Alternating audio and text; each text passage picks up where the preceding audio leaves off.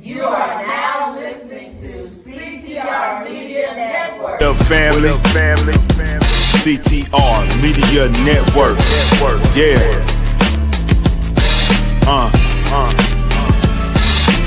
Best in the biz. Yeah. Join the team.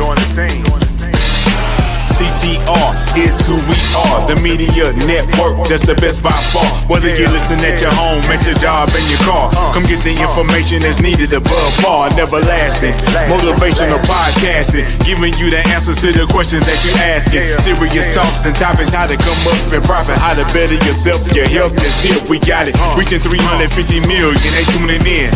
We in 50 different countries, we all can. And like-minded, find your purpose and your assignment. Come get your fix, your feel, your mental alignment. Get active and speak to the masses. Build your influence all levels and all classes.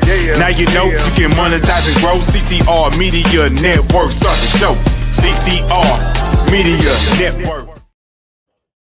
Hello, everyone, and welcome to CTR Media Network TV, where we spotlight entrepreneurs making an impact through media and marketing. Today, we are super excited to be joined by Swire Ho, aka the promo guy, and entrepreneurs who he has indeed mastered the art of building customer loyalty, driving referrals, and leaving a lasting impression. From sound engineering to running a successful promotional marketing company, Swire Ho's journey is packed with lessons for anyone wanting to grow their brand authentically. So now we're going to have a great discussion on beyond marketing, building loyalty, referrals, and lasting impressions with Swire Ho. Welcome to the show. Thank you so much for the warm welcome, Dr. Tina. You are most welcome. I'm so excited to have you here because, when I saw what you do, I was like, ooh, he is absolutely amazing. So when I think about what you do and how you transition from entertainment to promotional marketing, what key lesson you would say that you carried from entertainment on into the promotional marketing space? I think hindsight is 2020 because first you have to recognize the opportunity. So in the entertainment industry, giving you more background, I was in the CD and DVD replication business. If you're old enough like me, when you still have CD in your shelf, that's going away. So when we were helping an entertainment industry, sometimes when musician or film company, when they finish the album or when they go on to premiere, they ask, do we do t-shirts? Do we do hats? So that's how I stumbled upon that industry. And in 2013, a competitor actually wanted to buy us out in the CD business. So looking back, we sold at the right time. And then now we focus exclusively, doing promotional product for our clients. I love that. It just shows that you had the foresight to know when to pivot. Because I am old enough, I still have CDs in my home to this day. All right. I still have a CD player and I use it. However, we know everything transitioned into digital Blu-ray and all of that. So you made a good move transitioning from entertainment to promotional. And I don't feel anything is going to ever leave in regards to the industry of promotional because we're going to need that all the time, especially as business owners. But you speak a lot about how we can turn our audience into our referral base, how we can build a loyal client base. Mm-hmm. But a lot of entrepreneurs, when I think about this, they struggle with trying to find their audience in the beginning. What are give me just a few simple steps someone can take to start identifying their client base or their audience? Well, I think it's a very straightforward question, and I do ask my clients a lot. So I see that we spend a lot of money acquiring a customer, right? Doing all the ads, social media, we're out there networking, hustling. But when they actually became your customer, they bought your product or services, I ask them, how much money or effort do you spend on retaining them? A lot of time I get a blank stare or no answer. We don't spend anything to retain a client, just to make sure that they become repeat customers. So sometimes it's strange, right? You spend all this money getting them through your door. Once they became a customer, you actually don't do nothing to retain them. That is a good, interesting point. we spend all this time and effort promoting flyers, videos, ad placement, going to networking events to promote what we do. Then we actually get that customer or client. But we don't ever talk about how we're going to hold the retention. Mhm. So when I'm thinking about retention acquisition, what is just one thing that we can do to start trying to shift our mind to not just trying to get past the initial sale? Yeah, because when you think about it, if you're unhappy about a company, you tell everybody, right? Everyone would know how horrible they are. But if you provide the best service available, but you don't let them talk about it, people forget about it. Even if you had the best experience ever in your life, right? In your career, if you don't tell them to tell others, they're not going to. So that's why in your retention program, it could be no cost. You could as little as getting a phone call, thank you for your order. I just want to make sure that what we provide for you, our product and services, have left up to your expectation. If they have any suggestion, you listen to it because they're giving you best advice. After your call, you ask them, do you happen to know a friend, colleagues, or family members that could use our product or services? Would you mind to make an introduction? Then you're getting your referrals. And if they are even more happy about your service, have them do a testimonial for you. Have them write you reviews on social media. So these actually are happy customer just waiting for you to ask that question. Yeah, because many times as entrepreneurs, we just don't ask the customer or client that we know is satisfied with our service to do a review. And I know personally, before I even buy anything new, I'm looking at what other people say about the product, what other people experience. I mean, how many times do you go to the review first or go to Mhm. YouTube and say, let me see, can I find out something else about this product before I actually purchase it? So we forget as entrepreneurs or as business owners that people are doing the exact same thing for us. But the problem is, do we have anything for them to see? Do we Mhm. have anything? And so you made it very simple, something that can be complex. You made it very simple, like just call them, have a conversation, Yeah, ask them yeah. for feedback. And it's so much easier to have a repeat customer order from you because they did all the research already. They will filter you, they interview you, you passed that point already. So it will be a lot easier to sell to existing customer than to always go out there and get new prospect. It's just a simple process. And what is the last time you review who have ordered from you in the past, let's say 12 months, and reconnect with them? Can they use your service again? Chances are uh, that's a lot of referrals. There's a lot of repeat business that you're missing out. I agree with you on that because when I think about all the things that we have done just in general, and I'm thinking about uh, we need to keep recycling the people and the customers and clients that we know that we are bringing a happy experience for. And that is something I feel that all business owners can truly benefit from. But you know what? With entrepreneurship, it can be very difficult for people. We know we need to network, but we don't know how. And then we hear different venues that we should look at as an entrepreneur. But one in particular, people say I hear throughout is the Chamber of Commerce. Mhm. So, do you feel that it's a good idea for us as business owners to join the Chamber of Commerce or to join their programs? And how does that look if we decide to join? What should we be doing once we join?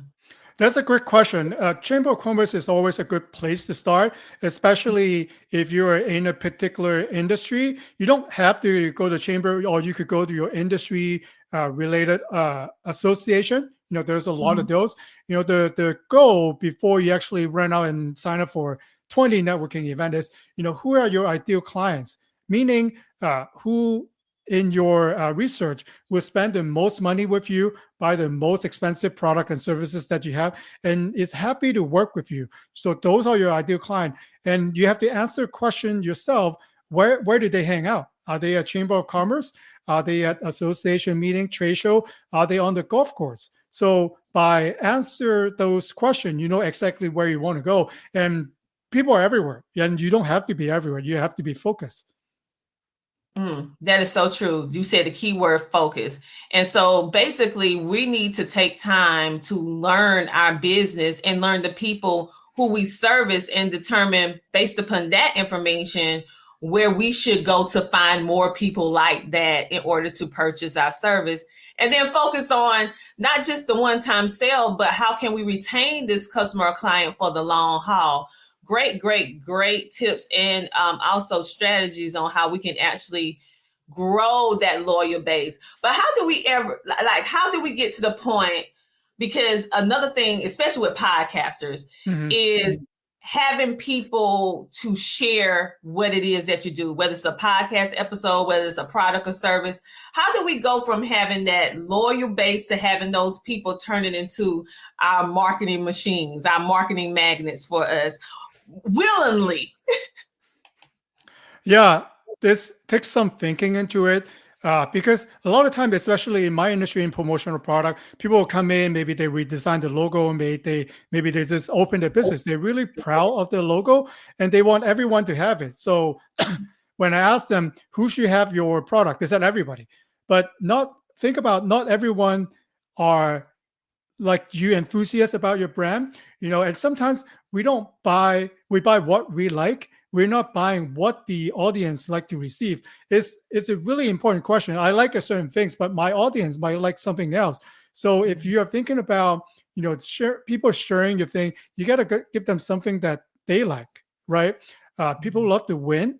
People like to win contests. People like to be feel like they're elevated status. So a lot of times what I call a brand ambassador, going back to the retention call, if you know that that customer are happy with your services and they order 10 times from you already this year, give them something to show off to their friends or colleagues. So that could be maybe like a branded t-shirt, a thank you gift, that that they are going to use at the office. So when they have a colleague or family members come to their place, who give you that really nice gift, and then they will actually talk about your services, just by you giving them the gift and maybe training them a little bit how you should tell others about what we have done for you. Little training goes a long way. That's a great idea, because many times we see these brand ambassador opportunities for other companies, but we can implement it for ourselves. And I like the part where you said training. A little training goes a long way. So you create this program, give them some direction so they'll understand what to do, and then give them some sort of incentive for actually sharing what it is that we do with the people that they know. And Mhm. so I think, no, I know that's creating a win-win effect, and people like to be appreciated. They like to have recognition. So, and we need more people to promote. So it's just like a win-win situation. They're getting what they want to need. We get what we want to need.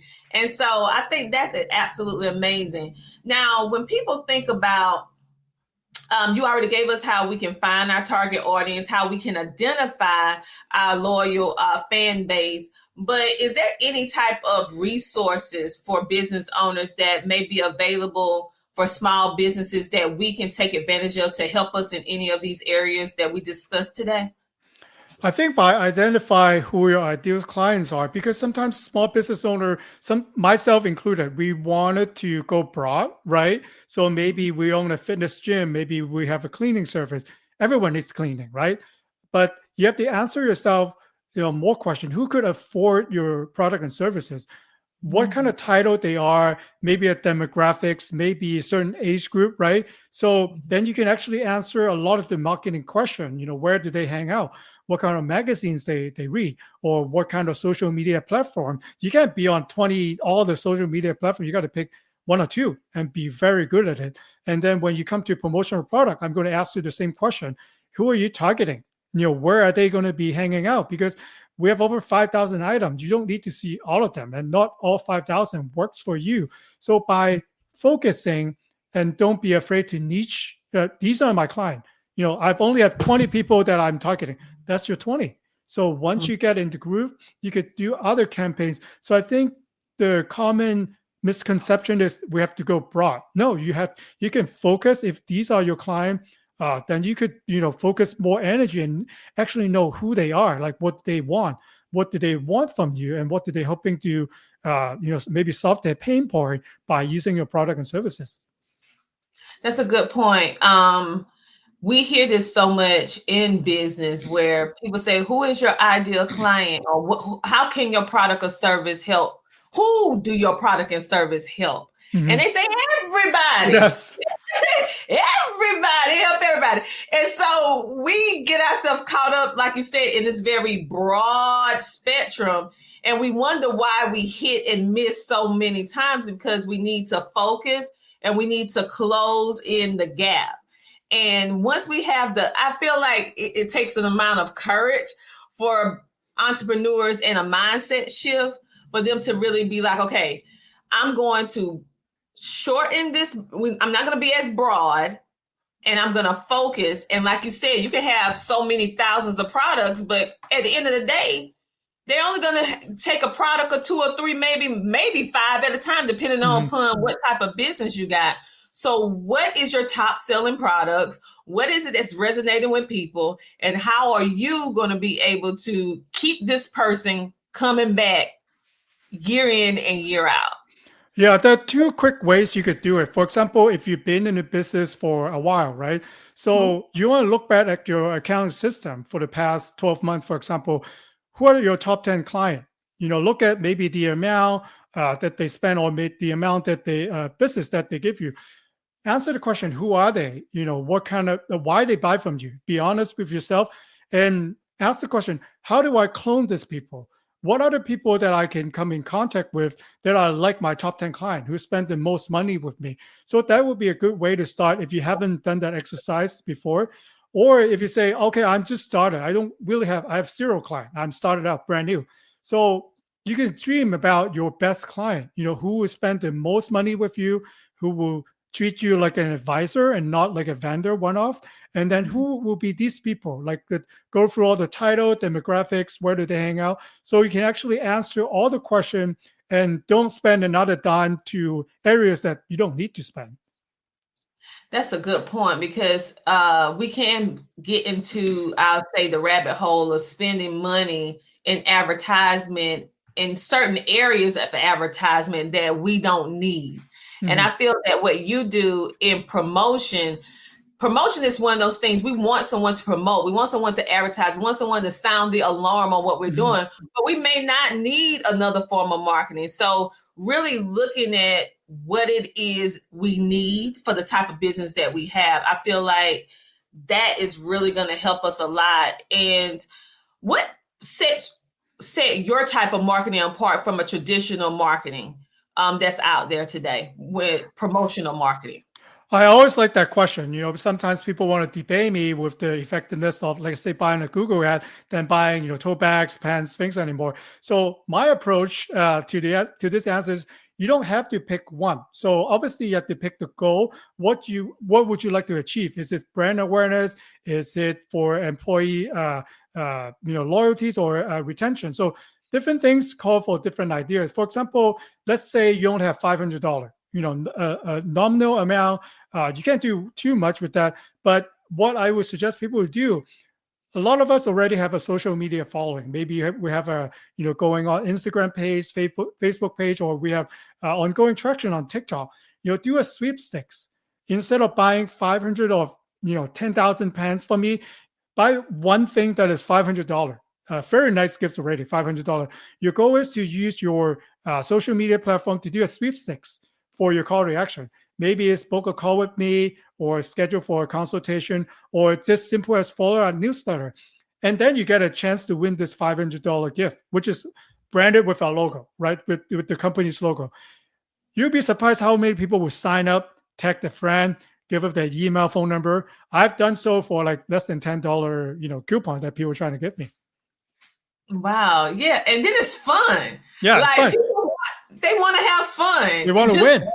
They want to win. But yeah, the whole activity of it is fun in itself, but it also, people want to win. So I just think about myself and the reason why I enter sweepstakes, and so we need to make sure that we look at ourselves like other people look at certain things. And so I don't see too many businesses doing sweepstakes. So that's a good twist on promotional marketing. And what I find with promotional marketing is that it is the type of marketing that I really prefer because it actually actively engage with the people. It is designed to get them excited, get them engaged, show them that you appreciate them. And for me, the reason why I like promotional marketing a little bit better than most is because it helped build a community. Yeah. Because now those people become kind of like your secondary family. They're like, yes, I love your brand. Yes, I wear this and different things like that. So because they get excited. And so I think with promotional marketing, that's what most businesses are missing. So I hope from this interview, they see that if every type of marketing that you've been using thus far have not been working and you have not tried promotional marketing, I really feel that that is something that you should do because I have been doing it for years. And it has been the one form of marketing that has worked for me for years and years and years. And I don't see a lot of businesses doing it enough. And I'm like, why are you not doing promotional marketing? So I'm so glad that you're here today. But what we're going to do, we're going to take a commercial break and then we're going to come back in a moment. Okay. All right. Hello, my name is Alethea Tucker, and I am the CEO of Jolie's Enterprises. I'm also the host of a show entitled Reinvent and Rise, and the host of a podcast entitled Leveling Up the Podcast with Alethea Tucker. I recently had the distinct pleasure of working with Tina Ramsey and CTR Media Network in one of her programs where she taught me how to get exposure for my podcast. She increased my visibility tremendously, and she showed me how to monetize both of my shows to make them revenue-generating products. I am so ecstatic and so happy with the service that she and her staff provided to me. She went above and beyond what I expected, and I certainly got far more than I ever dreamed I would get with her. So I highly recommend her for any of her programs. I highly recommend her as someone to go to if you are looking to increase what you do with your podcast, make it better. If you're looking to get visibility, definitely speak with her. You will not go wrong with her or anyone on her staff. And just like that, we are back. I'm so excited to have Swire Ho here. He is actually helping us to reshape our mind in regards to how we can market and promote whatever it is that we do, whether it's our business, whether it's a podcast. And he is also enlightening us on the benefits of promotional marketing for you, your podcast, and your brand, giving us some insight, tips, and strategies on how we can be more successful with it. So now I'm going to bring back Swire Ho back to the interview. And what is one thing that a small business owner can do today that can help them with customer referrals? Because that's another thing. We want retention, but how do they actually start the process to get referrals? I think if you don't ask, you don't get. So I think sticking with my original answer is you have to let them know that you want referrals. Because sometimes if you don't call them, if you don't let them know, people might think you're okay, like they don't need to refer you. But by asking them, not once, but all the time, like letting them know that you have a referral program, we live for a referral. So if you do think of, friend, colleagues, or family members, do you send it out to them? Because I'm surprised that a lot of people just don't ask for referrals. Yeah, that's true. We don't, or we don't ask enough. I would say we may ask 1 or 2 times, and then all of a sudden we don't say anything else. But you talk about something that I think is important, which is power partners. So the question I want to know the answer to is, what exactly is a power partner, and how is having a power partner can help you grow your business? Yeah, thank you for that question. I think that's very important. For example, if you are in my industry in promotional product, right? So like there will be companies or others who serve a mutual client, but we don't have competition together. For example, for let's say a fitness coach will be maybe a dietitian or maybe a doctor, or maybe if you're in the trade business, then you could be in HVAC, or you could partner with a roofer. It goes on and on. So people who could serve the mutual client, and maybe you're on the lookout for each other. Imagine, for example, when you start a business, you have to go through the business formation. Maybe you need to talk to a lawyer. Maybe you have to talk to a CPA, right? Maybe a bookkeeper. What if they form their own power group? So whenever we know that there's a business is forming new, then we go through all the members that we have, and then it becomes a circle, right? So we're on the lookout for each other. I love that, because one thing that I have learned as I start building and scaling is that you may start by yourself, but you don't need to remain by yourself. You need other people. You need other businesses. And that is really how you build that economy that lasts, that can actually carry over generation to generation, because you can't do it by yourself all the time.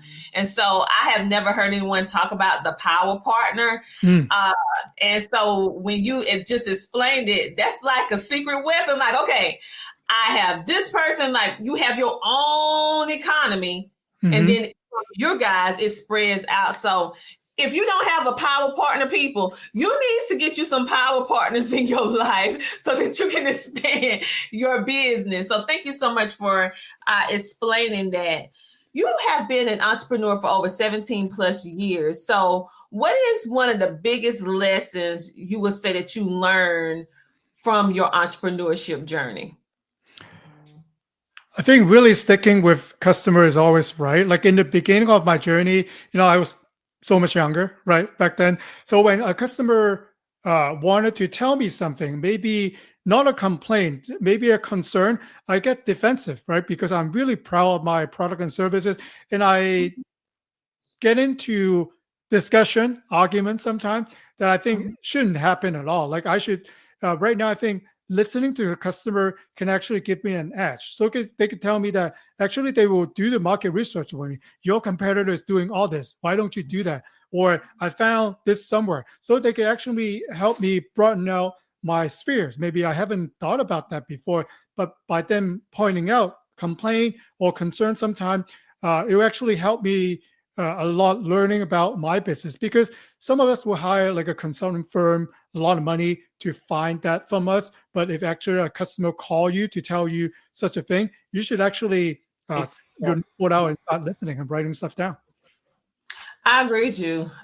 Sometimes we have to, as business owners, because we're so deeply invested in what we do, we believe in what we do so much that it becomes like a whole person to us, a baby, perhaps. And someone come in and want to poke the baby. We were like, wait a minute now. It took me this amount of time, this much education, this amount of investment. You trying to tell me how to run my business? Excuse you. But you're right. We can get sensitive. And so you're giving us some good advice as business owners. Don't take it personal. Listen to what they're saying, and then use that information, because it's just simply feedback, how they're really feeling on the other end. And as you were speaking about before, I feel like this is one of the key things that's going to help us be able to retain that particular client for the long haul, because we're listening and then they see us implement, and then they're happy, and now they're going to want to go and tell somebody else. Oh, let me tell you, Swire Ho business is absolutely amazing. He got the best promotion. Like I told him that I wanted my logo, centered a little off center because of the way that I do my business, but he didn't really want to do it, but he did it anyway. And I love how it went out. And now listen, he listened to you. He produced your content like you wanted, not the way he wanted. Guess what? That's 5-10 people right there that's going to be like, listen, I need you to work with my logo, put this on my business flyers, because people want what they want, and they want it the way that they want. And I had to learn that as well. So I agree with you. I've been guilty of that too. So I had to learn to be humble and just be like, okay, let me listen and now let me make the adjustments that's necessary in order to make what we do better. So I feel that's some good advice. Go ahead. And Tina, I think you touched on a good point. Like we all have, I'm sure you have, we call it big business before, like, Fortune 500 company, we try to address our concern, but you know that at the end of the day, they're not going to do anything. But as small business professional, if a client point out that something that you could change in your ability, change it today. For example, I'm now dealing with much younger client than I in my age. They actually, I call them. They don't like me call them. It's like, don't call me. I prefer you texting me. So guess what I do? I invest in a texting software. I communicate with them with text. So I actually learn how they like to communicate, what time they will be mostly available. So I actually meet them where they are. So communication methods, how they like it. I know that they hate pink, so I never show them anything pink. So if this is something that you could do easily, do it today. That's a good point. Meet them where they're at with their way or form of communication that they like. Like, I know my generation, we get on the telephone. We get on the phone. We're gonna talk to you, right? But like you said, this younger generation, don't you call me, send me a text message. If I don't answer your email, you can send me a text message. Do not call me without getting a text message first saying that I am available. Like, it's just a different culture of how we communicate now since we transition into this, I call it microcosm of digital, the virtual world, right? We live in invisible, but it's virtual. So we have to learn how to communicate. And everything is kind of shift now ever since we've been through COVID, that people are more digital connected. Because look at us now. We're connecting through a virtual TV show. Like 15, 20 years ago, you're going to be coming to my studio, not meeting me on a virtual. So you're right. Keep up. You have something else you want to say? No, it's just we have our CRM software, right? Like I take notes. Like I sometimes they won't tell me directly, but if I know that they behave a certain way or they respond to me after 3 p.m., for example, I'll actually take notes for myself as a salesperson. So whenever that I reach out, I look at all my notes. So I really try to understand who they are, how they like to communicate, like things that they like to do. So once I work with them to be a repeat customer, I know sometimes I know better about themselves than they are. Because you're paying attention. And I like what you just said, where you have a CRM system and you write notes.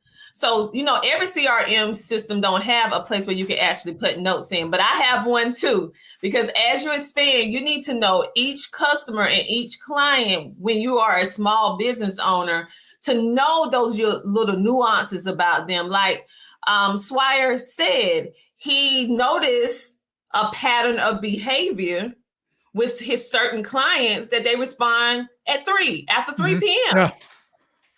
So guess what he do? He reach out at 3 p.m. because he knows they're more likely going to be in a good mood. They're going to respond and you're going to be able to get the result that you want. So we all need to take time. That is a good tip for us, to take time to really analyze the time frames when they are more inclined to listen, be more inclined to shop, be more inclined to give feedback and all that good stuff, so that we can retain them and keep them as a happy, loyal client or customer. So is there anything else you would like to share with us before we go? Well, I think that, Tina, you touch on a lot of good points. You bring out a lot of good information. But I think really to find out who your ideal clients are, and don't be afraid to niche down. If these type of client, especially you have to ask yourself too, there are obviously people that you like to work with better than the others. Maybe it's because of personality, maybe the amount of the order, maybe it's just some people just more appreciate about you than others. Some people that we just don't want to work with, even if they pay me. So that could be your filter, right? So we wanted to work with people who pay us full price, who appreciate what we do and listen to us like an advisor. So who are these people? And, it's up to you to find out. That is so true. I did think of something else that I wanted to ask. Many businesses today, I know that the government is looking kind of funny right now with all of this different stuff that's going on, but there still is government contracting going on today. So for a small business owner, is obtaining a government contract very difficult for them to be able to do? And is it something in particular that you have seen that made small business owners not be able to qualify for a government contract in order to help their business? I think this is a important question, and it could take long, but I will try to keep it short. It does work well if you already have. You got to have your financial, you have the tax return in place, because if you get the certification, they will ask for all the documents. It is kind of a longer process, but think about this.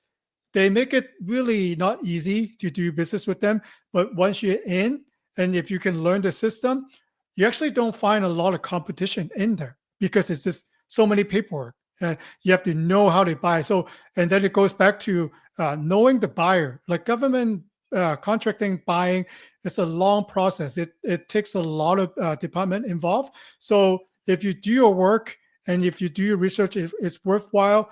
I think it's a lot of good opportunities in there. Yes, and you can elaborate, because this is something that most business owners don't even think about. They feel like they wouldn't even qualify. So I keep telling business owners that they have to, as well as podcasters who have a business with their podcast, you have to have your financial statements. You have to have your documents together. But like you said, there are not much competition. And some of those government contracts, can be life-changing for a small business owner. They can actually hit their whole revenue goal with one contract for the year, because there's really some good contracts. So could you give them a little bit more tips about it, or elaborate a little bit more? Because I know you kind of made it short because we was going to end, but no, I want you to take your time. Okay. For example, using myself as an example, right? So there are different agency, federal, state, and your local municipal government. So they don't really talk to each other. That their own certification. So for example, for Garuda Promo, I'm Asian, so I'm qualified as a minority-owned business. We also a women-owned business, so we actually have certification in there. We're small enough that we can actually qualify for a federal certification called DBE, Disadvantaged Business Enterprises.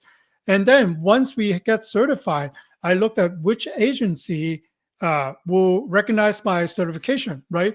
So they actually, people don't talk about that a lot. They actually set aside for a certain certification. For example, we have won a T-shirt order from the Army just because they were looking at women-owned business only, and they were looking for made in USA apparel only. So we actually check all the check boxes. So by going out there, there are at least thousands of people and company like me. But by going through the certification, going through the set aside, there are a total of 3 companies that was bidding for it. So actually, I narrowed down our winning chances just so much higher. You have to find a niche, and again, not all contract is worth your time. You know, sometimes they will send you contracts that you know at the end you're not making money. Then don't bid for it. Mm-hmm. That is some great information, because companies are looking for ways to be able to hit their target mark, because we have expenses, we have to pay people, we have things that we have to do, and we don't even realize all of this money that's still available for small to medium business owners, because we're just looking at the linear way of how to make money, just through clients, just through products. But there's government contracts, there's sponsorships, there are corporate deals. There are a lot of different things that you can do in order to expand your business from a monetary standpoint. And he knows how to do all this. So I encourage you guys to reach out to him, because that will make for an extensive conversation. But just that information that you gave us just now with government contracting and getting those certifications, making sure our financials are in place, and in that arena, niching down what it is that we do so that we can greater our chances to get approved. was just absolutely amazing. So, Swire, is there anything else you would like to share with our audience, or something that you would tell them to do, the one thing that they could do right now in order to change their business or change their retention? Anything? I would say go back really to, if you're in business for a while, look at the past 3 years. Like, who give you the most business? Are they the same type of people, or are they changing? And then ask yourself, at least look at your top 10 or top 20 if you have time. How did you find them as a business, right? How did you win their business? Like, what did you do? Or and ask yourself, what kind of media or what kind of podcast or what kind of social media platform they're going to be on. You can actually answer a lot of your question when next time when you spend in marketing. If you're new in business, you just started it, really to dream of a perfect client, pay full price, everything, right? Who are they? And then go through the same question. Then you won't waste any money in the future on just spending marketing. Like, people will call you and ask for your heart and dollar, but you don't need to spend money on all of them. I agree with you. So where can our audience connect with you? Thank you. If you'd like to learn more about our company, you can go to our website at garudapromo.com. I love networking, so you can always find me on LinkedIn. So if you go on LinkedIn, type in Swire Ho, I'll be there. And if you want to learn more about what I said about promotional product, you can actually Google me, Swire Ho, #the promo guy. You'll see some of the things that I've said.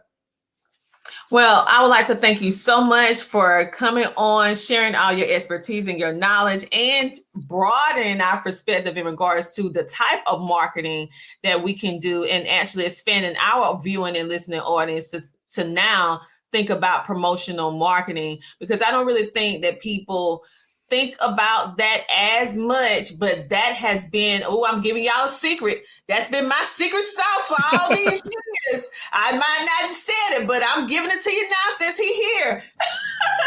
This has really been my secret sauce for all of these years. This form of marketing, promotional marketing, which is, it feeds me and it feeds them. I put it like that because I like the interaction. And it's fun. It keeps me motivated, and they like receiving it. So it's like a win-win situation. So thank you for all those tips and strategies.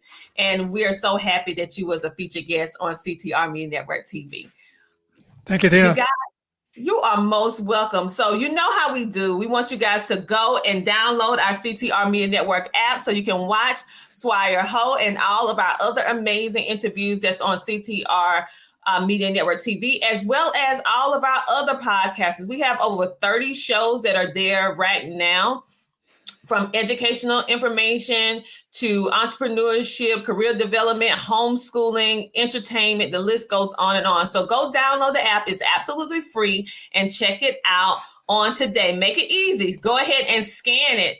Yes, and for those of you who would like to meet me in person, you finally got me out the house, out of the office and out of the house. At the end of this year, fourth quarter, October the 11th, you'll be able to see and meet me live, but I'm not going by myself. These are my power partners, okay? What Swire Ho was mentioning in his interview, which is, I didn't know they was my power partners until he described it. So this is exactly what they are, my power partners. So we're going to be talking about everything in regards to media and wealth. How can you build up your finances? What you need to do as a business owner, a podcaster, or just personally in life. We're going to be sharing with you how we was able to achieve our level of success and how you can duplicate our system and do the exact same thing. So it's going to be in Columbia, South Carolina. If you would like to be a vendor or a sponsor, go to ctrmedianetwork.com and click on the top of our website, and you can be able to find out how much it is to be a sponsor, a vendor, or even go and purchase your tickets on today. I would love to see you there. I am so excited about this particular episode and all the information that he has given us. So like always, you guys have a great, amazing rest of your day, and we'll see you next week, same time, same place. Talk to you later. CTR Media Network is now accepting new podcasters to join our growing network that's reaching 350 million global listeners. Have you heard? CTR Media Network offers podcast production, podcast training, distribution, and product placement. Book us for your next event or schedule an interview with CTR Media Network podcasters today. To learn more, go to ctrmedianetwork.com.